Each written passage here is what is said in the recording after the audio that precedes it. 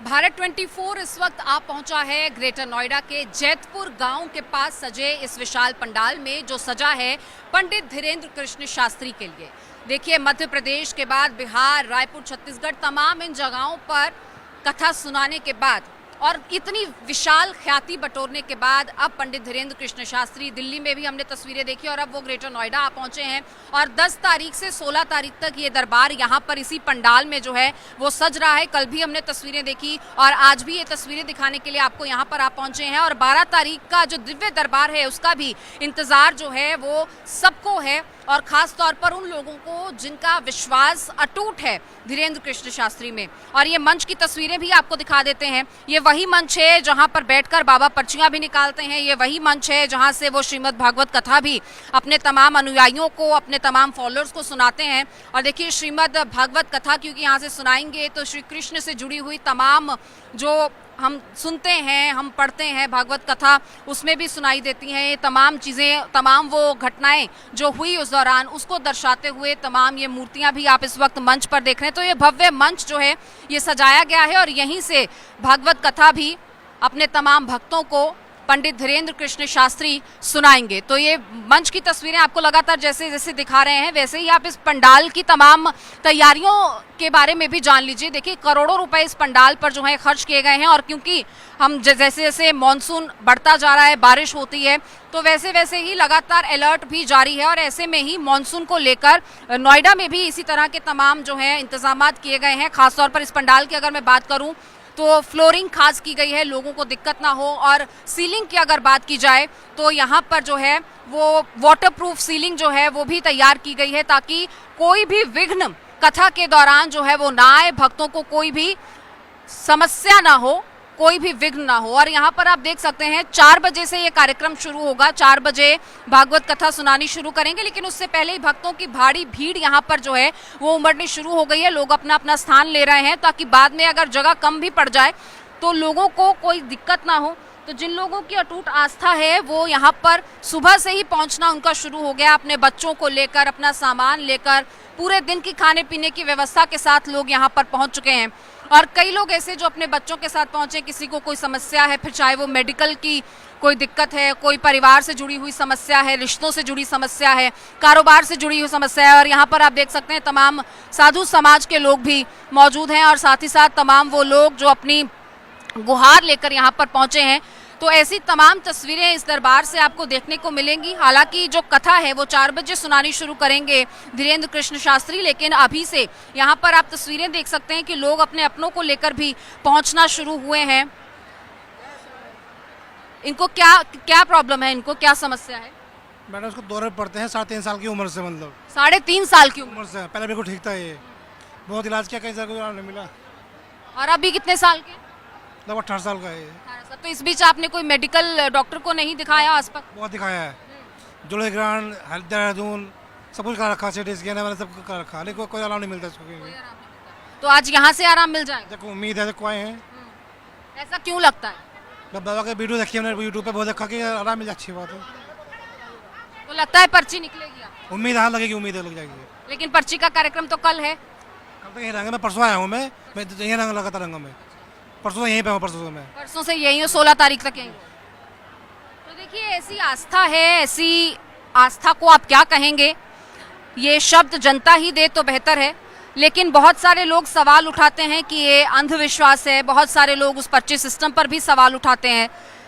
लेकिन आप ये तस्वीर भी देख रहे हैं, इन चेहरों को देख रहे हैं, इन आंखों को देख रहे हैं जो बहुत उम्मीद से यहाँ पर आई हैं और ऐसी अनेकों जिंदगियां हैं जो यहाँ पर पहुंची हैं जिंदगी बचाने के लिए, जिंदगी सुधारने के लिए, क्योंकि एक विश्वास है। अब ये विश्वास है या अंधविश्वास है ये जनता ही बेहतर बता सकती है। लेकिन यहाँ पर लोगों की भीड़ किस तरीके से, जैसे हमने अन्य राज्यों में देखा, वैसे ही नज़ारा यहाँ पर नजर आ रहा है। आप देख सकते हैं, तस्वीरें लगातार हम आपको दिखा रहे हैं और इन्हीं तस्वीरों के जरिए ये बयान होता है कि लोगों में कितनी उत्सुकता है, कितने उत्साहित हैं। ग्रेटर नोएडा से कैमरामैन विवेक के साथ अमृता गर्ग। तो इस वक्त बागेश्वर धाम सरकार का ये जो पूरा पंडाल है ये सजा हुआ है और हम इस वक्त भक्तों की एक टोली के साथ हैं जहां पर हमारे साथ तमाम महंत और तमाम साधुवाद से जुड़े हुए लोग हैं। ये तमाम चेहरे हैं जिन्हें आप अक्सर मंदिरों में देखते हैं। आज यहाँ पर दरबार में हाजिरी लगाने के लिए पहुंचे। माता जी कहाँ से आई हैं? वृंदावन से। वृंदावन से आई हैं पूरे आप सब वृंदावन से आए हैं? दिल्ली से हैं। आप दिल्ली हम से हैं? जाते रहे हैं, जो आते रहते हैं हम अपन जहाँ पर फोन वो जाता है हम उसने देख के जाते, जहाँ जाएंगे वहीं जाते रहते जहाँ जाएंगे वहीं जाएंगे। आप माता जी कहाँ से आई हैं? वृंदावन से आए बाकी सब जहाँ धाम जाते हैं, इनकी भागवत याद होती है तहाँ जाते हैं, उनके धाम पे जाते हैं। अब आ रहे हैं घूमते घूमते, सावन का महीना फिर जाएंगे वृंदावन। हमारा घूमना ही होना संतब है क्या, घूमते हैं दर्शन करते करते। बाबा कहाँ से आए हैं? हम गोवर्धन। गोवर्धन से आए इतनी दूर से? कहाँ दूर है? अरे ये कहो हम नागपुर, गुजरात, पटना, पटना सुना होगा ना, वो दूर है कि ये बगल में वृंदावन दूर है गोवर्धन? अरे माई, तो सभी जगह से यहाँ पर पहुँचना जरूरी था। हाँ हम तो सब जगह जाएंगे, हम अभी आधे पागल हैं, पूरे पागल अभी हुए नहीं हैं। किस चीज का पागलपन है बाबा, किस चीज का पागलपन? भक्ति का, नारायण का, सबसे बड़ा नारायण का पागलपन है, जो कि उनसे मिलने की आस है। कैसे भी एक बार मिल जाए, उनके दर्शन हो जाए, हनुमान के दर्शन हो जाए, एक बार उनके दर्शन हो जाए, दिल बाग बाग हो जाए, दिल प्रसन्न हो जाएगा, मन प्रसन्न हो जाएगा। आप यहाँ पर ये बागेश्वर दरबार की क्या खासियत है?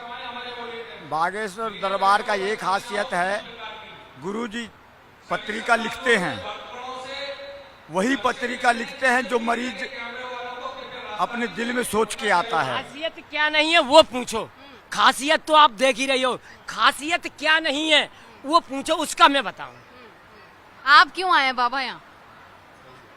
हम एक सनातनी हैं और सनातन धर्म को एंजॉय करते हैं, और महाराज जी जो है सनातन धर्म के लिए समर्पित हैं, हिंदू राष्ट्र की बात करते हैं और उसके लिए प्रयास भी करते हैं।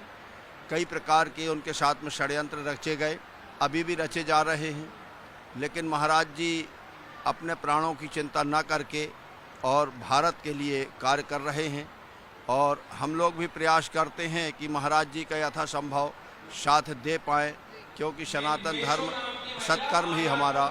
जहाँ जहाँ बाबा जाते हैं वहाँ वहाँ साथ जाते हैं, प्रयास करते हैं जहाँ जहाँ महाराज जी। और जो आपने अभी एक संत जी को बोला कि दूर, ये मथुरा वृंदावन तो समझ लो इतनी दूर दौड़ लगा के चले जाएंगे, बेंगलोर, मद्रास, आसाम, वो तो लंदन भी जाएंगे। जाते हैं। अभी अभी बेंगलोर में कथा हुई महाराज जी की, अभी गुजरात में हुई कथा महाराज जी की, महाराष्ट्र में हुई, एक प्रदेश से मतलब नहीं है, बॉम्बे में हुई, तो ये सब। हाँ वो तो अखंड भारत की बात करते हैं ना, तो अखंड भारत के नाम, सनातन के नाम कोई भजन हो जाए। राम की माला जपेगा कोई दिल वाला, राम नाम की माला जपेगा कोई दिल वाला। ये माला सीता ने जपी थी, ये माला सीता ने जपी थी, धारी जपेगा कोई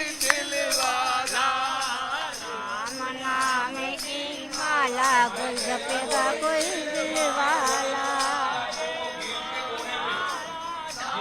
जपी थी ये माला राधा ने जपी थी,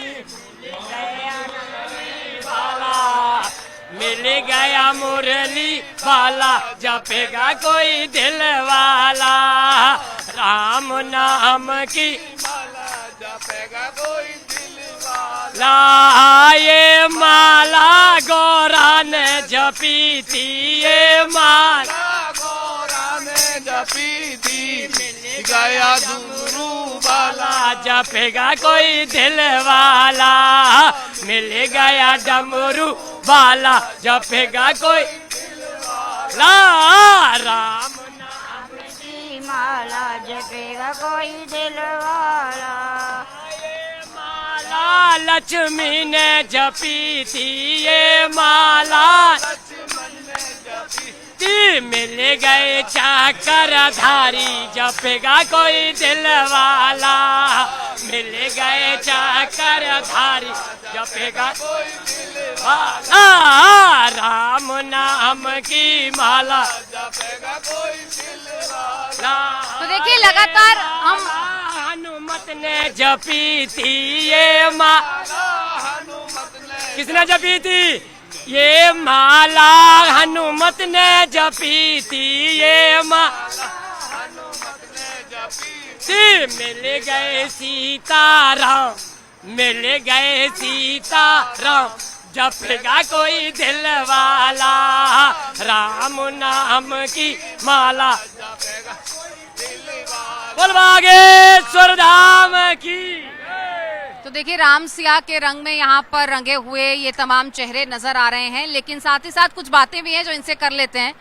देखिए इसे अंधविश्वास का भी नाम देते हैं बहुत सारे लोग। बहुत सारे लोग कहते हैं कि ये अंधविश्वास है, आप पर्ची में कैसे यकीन करेंगे, आप साइंस में यकीन नहीं करते हैं, आप मेडिकल में यकीन नहीं करते हैं, तो उसका क्या जवाब? यहाँ सनातन मेडिकल में भी यकीन करता है, साइंस में भी यकीन करता है। जो हली लैया की दुकान 40 साल से चलती थी, जो करंट लगा के सब गिर जाते थे, उड़ जाते थे, उन लोगों की दुकान बंद हुई, वो लोग बोलते हैं अंधविश्वास, क्योंकि अंधविश्वास वो स्वयं करते थे। और यहाँ के अनपढ़ और सीधे साधे लोगों को मूर्ख बना के क्रिश्चियन बनाते थे, विदेशों से विदेशी फंड लेते थे। अब उनकी दुकान सनातन जाग रहा है, इसीलिए उनकी दुकान बंद हो रही है। लेकिन पर्ची निकालने से वो इंसान ठीक हो जाता है जो कई सालों से बीमार है, इसी को लेकर सवाल है ना। महाराज जी ने तो प्रत्यक्ष दर्शन कराया। 10 लाख 15 लाख की भीड़ में एक 6 महीने की बच्ची माँ से गिर गई थी जो नहीं मिली, और 3 घंटे के बाद उसको एक काला पैंट और सफेद शर्ट पहने हुए आदमी ले जा करके दिया, बोले माता राम ये आपकी बच्ची के 6 महीने की बच्ची जो खुद को नहीं मिल पाई। वो माँ रोती थी और बेहोश हो जाती थी, जब होश जागती थी तो मरी हुई लड़की तक जिंदा हुई। और कई ऐसे मतलब करिश्मे हैं महाराज की शक्ति, उन्होंने अपनी शक्ति दे करके जो लेटे हुए 10-10 साल से कहते बिस्तर में पड़े थे, स्ट्रेचर में लाया गया और महाराज जी ने उसको चला दिया। ये इसलिए दिखाते हैं ताकि सनातनी जो या सनातनियों के जो ईर्षा करते हैं और कहते हैं कि सनातन धर्म कुछ नहीं है या देव शक्ति नहीं है या देवता नहीं है, उनके मुंह में ये तमाचा है और वो ताकत दिखाने के लिए करिश्मा की। चलिए ये तो विश्वास और अंधविश्वास की बात हो गई, लेकिन साथ ही साथ राजनीति के भी बड़े आरोप लगते हैं। कहते 2024 का चुनाव सर पर है, मध्य प्रदेश में चुनाव सर पर है, इसलिए पार्टियों के लिए प्रचार इसके थ्रू हो रहा है, लगातार पार्टियों को कहीं ना कहीं फायदा पहुंचाया जा रहा है। क्या है, पार्टियों को फायदा नहीं पहुंचाया जा रहा है, राम को फायदा पहुंचाया जा रहा है। वो पार्टियां जाए राम में, कौन कहता है कि राम को इंसान फायदा पहुंचाएगा क्या? राम को इंसान फायदा नहीं, राम का भक्त बने तो वो अपना फायदा होगा। राम तो सामर्थ्य है, लेकिन जो राम को बिखर जाता है, जो हालेलुया करने वाले हैं, जो खाते यहाँ का है पाकिस्तान का गाते, तकलीफ उनको, पेट उनका फूल रहा है, यहाँ हिंदुस्तान का खा रहे हैं और गा रहे हैं दूसरी जगह का। विदेशी फंड लेकर के यहाँ का कहते हैं PFI चला रहे हैं, मुसलमान राष्ट्र। आज हिंदू जागने लगा तो इनके पेट में तकलीफ हो रही है।